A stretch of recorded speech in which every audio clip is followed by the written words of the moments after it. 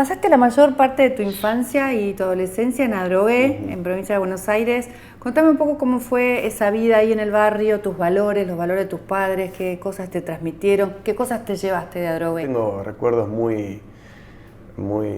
que me dan mucha felicidad y sobre todo tranquilidad, ¿no? de cómo viví mi infancia, mi adolescencia.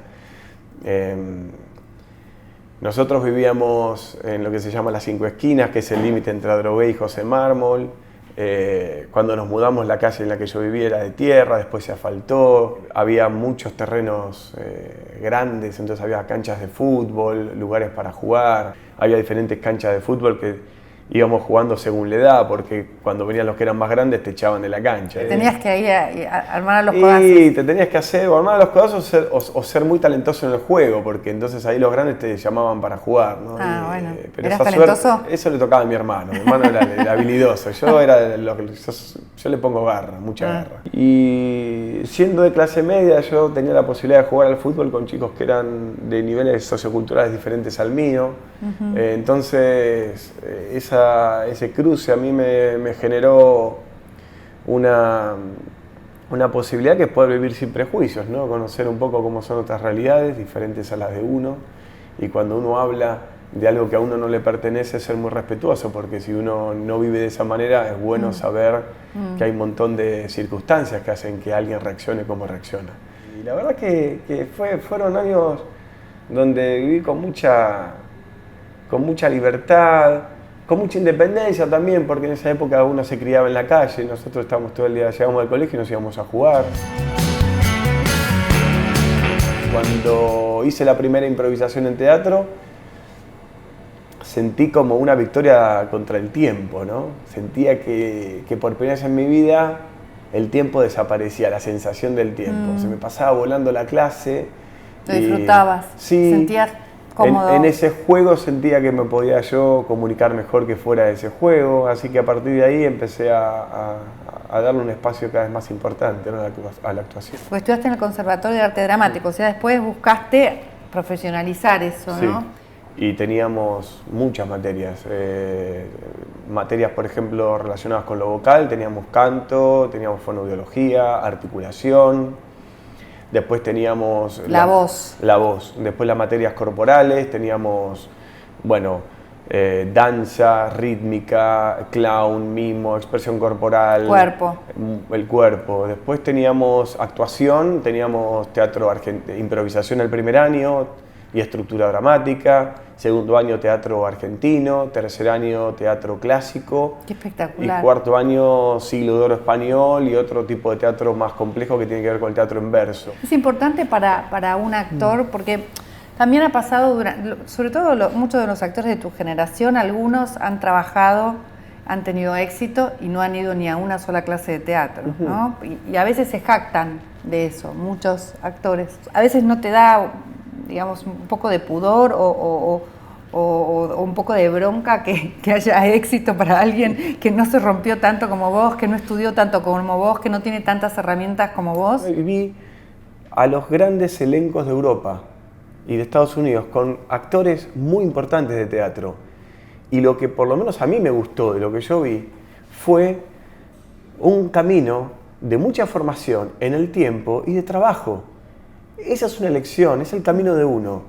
Después está el sistema laboral, que valora más una cosa o la otra. Ahora, yo sé que por el tipo de obras que yo quiero hacer en el tiempo, tengo que seguir formándome. ¿Vos elegiste eso? Yo elegí eso, y no creo que eso sea un ejemplo. Digo, mi profesión no es como la de los concertistas de piano.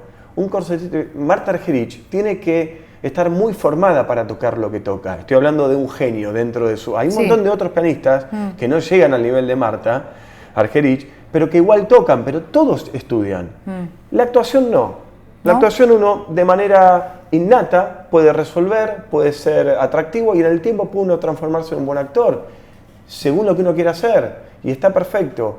Ahora... Pero tenés un techo, desde mi punto de vista. Bueno, eso yo no lo sé. Es mi punto de vista. Yo no pienso... Me hago cargo. No, está bien, yo no pienso mucho en lo que hacen los demás, de verdad. En el tiempo aprendí a no observar, porque probablemente a mí me pasaba eso. Pero elegís eso, elegís estudiar, elegís formarte, elegís ese camino. Los actores que yo respeto, admiro, sigo, me interesa ver, son esos actores que hablan desde el trabajo. Yo en el tiempo aprendí a no compararme con nadie y aprendí a que tenía que estar atento a mí y trabajar conmigo. Porque en la comparación siempre salís perdiendo, porque vos no sos el otro. Y cuando vos te pensás en el otro, dejás de ser vos, empezás a desfigurarte. Muy bueno. Y a mí, los 5 años de estudio que tuve en el conservatorio, sobre todo, creo que es muy bueno y les recomiendo que cualquier chico tenga la posibilidad de estudiar, porque ser estudiante es asumir que uno no sabe, que tenés que aprender.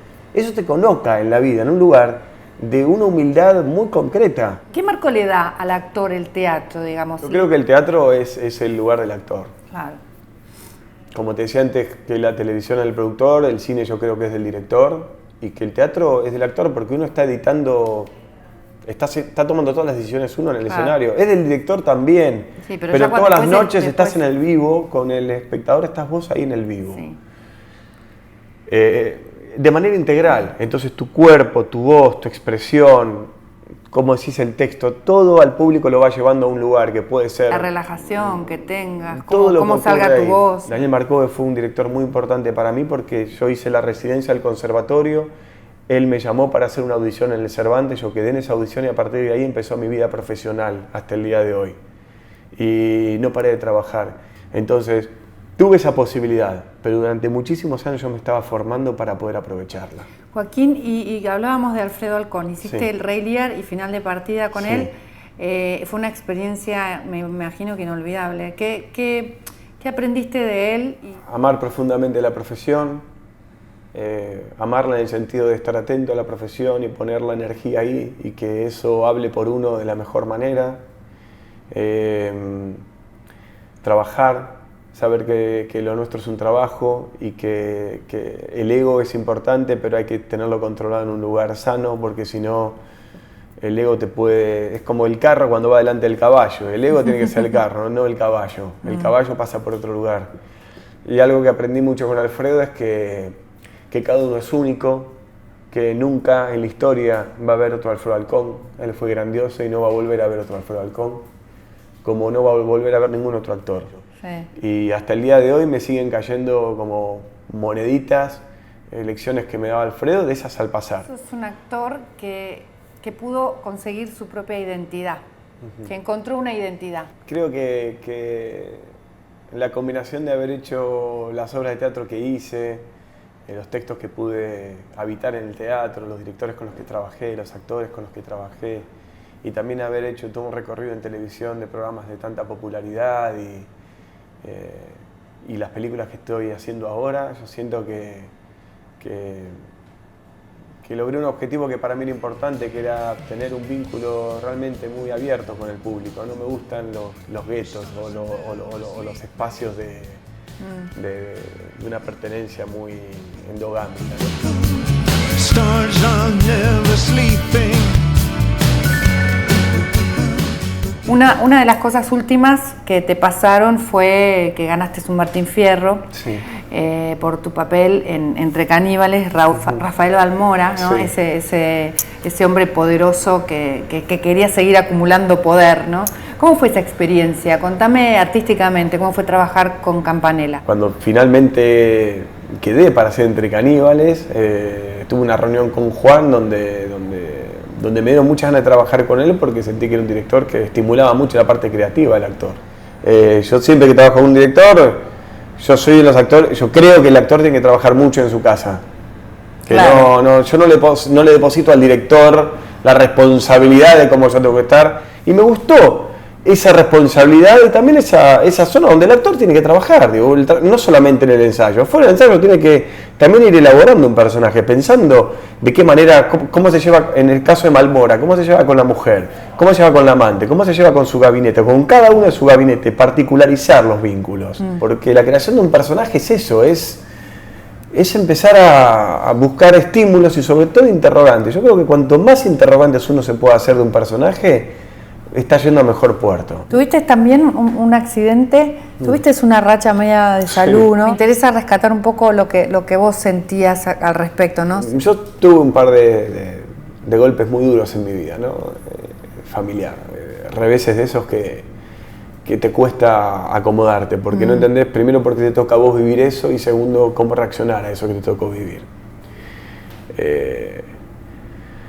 Y trabajé mucho para poder resolver esos conflictos de la mejor manera posible o asumir algunas tragedias que ocurrieron en mi familia para ver de qué manera uno puede convivir con eso que va pasando.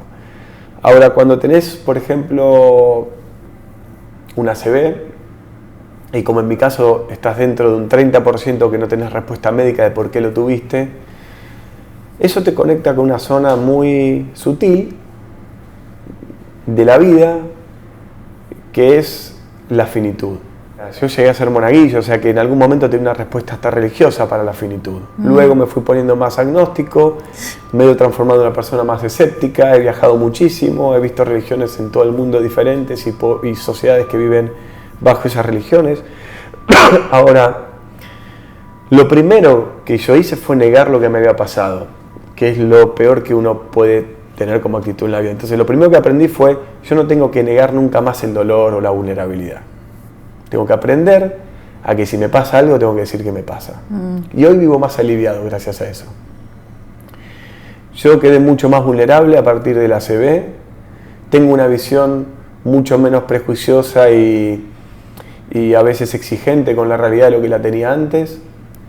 Y también creo que conmigo estoy más, de una manera un poco más empática y tengo una sensación de mayor calma con respecto a mis exigencias. Veré en el tiempo cómo puedo mantener esto. Tuve mucho miedo, me quedé con una sensación extraña porque no encuentro respuesta a lo que me pasó y saber que la vida es un hecho muy efímero, que ninguno de nosotros tiene la posibilidad de decidir cómo son las cosas si uno ha elegido un camino de bienestar para con uno. El personaje de Entre Caníbales era un tipo que quería poder, más poder, y al final hicieron esa miniserie que después se convirtió en una diaria, una ficción diaria, en un momento en el que había un recambio. Sí. Y había elecciones, y bueno, hubo un recambio después de 12 años de un estilo de gobierno, cambiamos a otro, ¿no? Sí. ¿Cómo viste ese cambio? ¿Cómo lo vivís hoy? ¿Cómo lo sentís? Cambio. Yo siento que es interesante lo que pasó porque durante muchos años hubo kirchnerismo y antikirchnerismo. Hoy en día, el kirchnerismo, hoy en día está Cambiemos.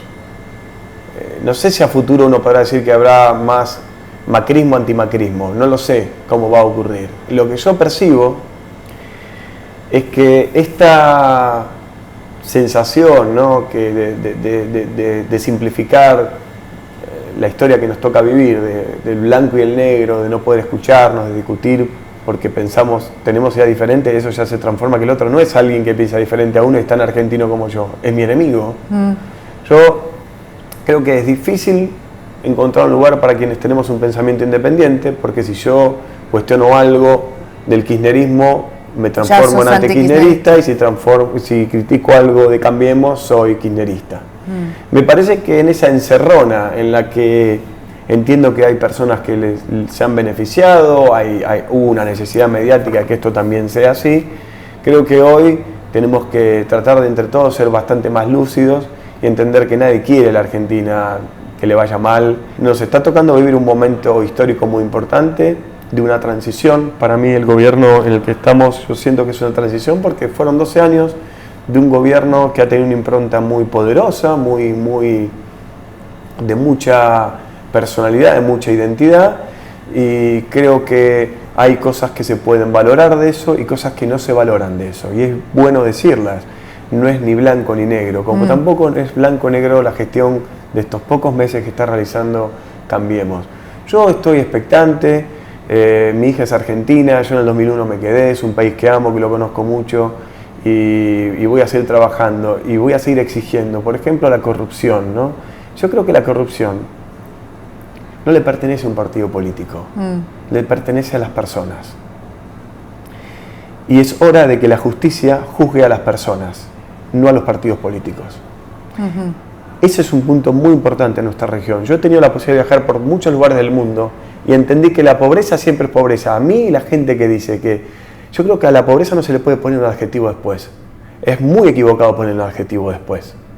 que hay pobreza más digna porque tienen un sostén religioso, que hay una pobreza de esto. No, la pobreza, la palabra sola ya significa lo que significa. No merece ningún adjetivo después. Ahora, lo que la provoca no es lo mismo. Hay países que geográficamente realmente son pobres, tienen pobreza porque su geografía les impone esa realidad. La pobreza que nosotros sufrimos en nuestro país es la corrupción. Por eso nosotros tenemos la complejidad con la que estamos. Pero la corrupción no es de un partido político. La corrupción es de personajes corruptos que buscan la manera de meterse en diferentes momentos históricos de nuestro país para corromper. Pero el sistema se lo permite, ¿eh? Exacto. El sistema también está corrupto. Por eso digo... No es solamente una persona, no. Hay muchas. Exacto, pero son personas... Tiene que haber una cadena. Pero el sistema es algo muy en general, Mariana. No, el sistema político argentino. Claro, pero también es general. Y en ese punto, la justicia, que también está hecha por nosotros, por los seres humanos, la justicia tiene que empezar a ponerse en un lugar muy diferente en relación a la corrupción. Ojalá cuando Eloísa tenga mi edad no sea tan fácil ser corrupto en Argentina y no esté tan bien visto.